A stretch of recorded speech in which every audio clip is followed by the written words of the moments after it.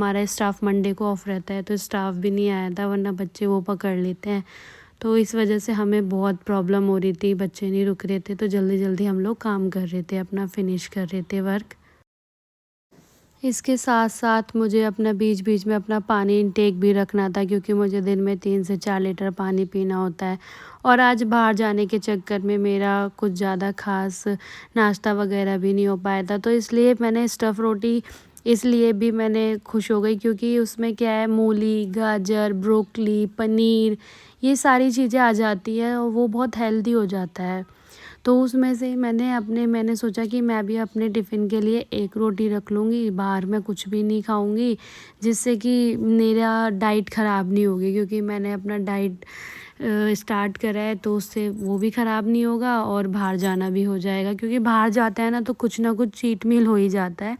लेकिन मैंने नहीं करना था, इस वजह से मैं अपना घर से ही टिफ़िन पैक करके सोच लिया था, तो इसलिए मैंने अपना टिफ़िन की तैयारी पहले ही कर ली थी। फटाफट मैंने मम्मी को कटिंग करके सब्ज़ी दी और अपनी वेजिटेबल्स वगैरह की प्रिपरेशन करना स्टार्ट कर दिया था।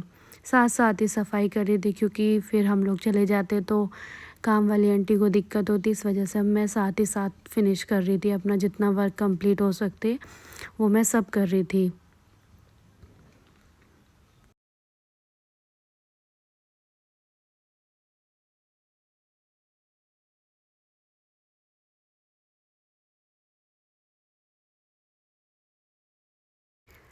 यहाँ पे मैं और मम्मी बात कर रहे थे, आपस में बात करते-करते यहाँ पे वीरा बहुत परेशान कर रही थी।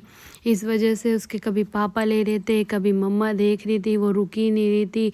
आजकल उसने नया-नया थोड़ा चलना स्टार्ट करा है, अभी वो घुटनियों ही चलती है, तो वो रुक ही नहीं रही थी, बहुत रो रही थी, बहुत परेशान कर रही थी।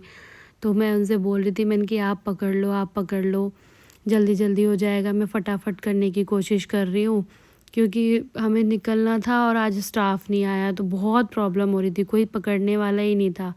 जल्दी से जल्दी ट्राई कर रही थी मैं कि जल्दी-जल्दी मैं कर लूँ तो उसको ले लूँ, क्योंकि वो इतना परेशान कर रही थी बहुत ज़्यादा।